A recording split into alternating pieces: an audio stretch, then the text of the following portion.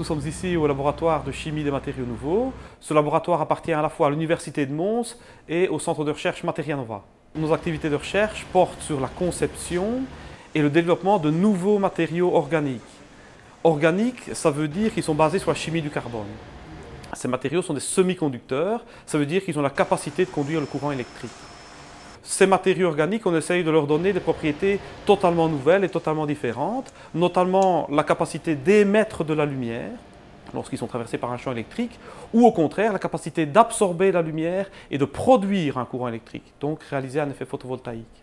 Il y a un grand nombre d'applications industrielles dans notre domaine de recherche. Les deux applications majeures sont d'une part l'émission de lumière, c'est-à-dire l'éclairage.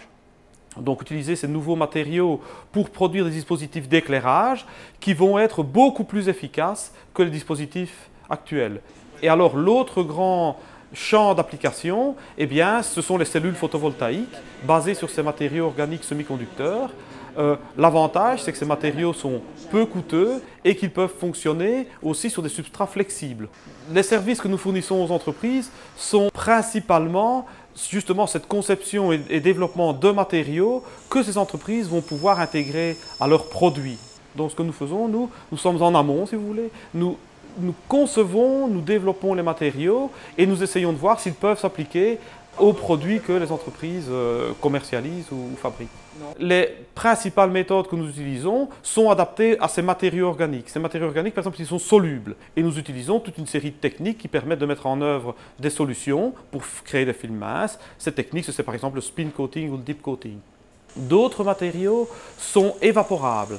On utilise alors des techniques de mise en œuvre typiques des matériaux évaporables, par exemple des évaporateurs.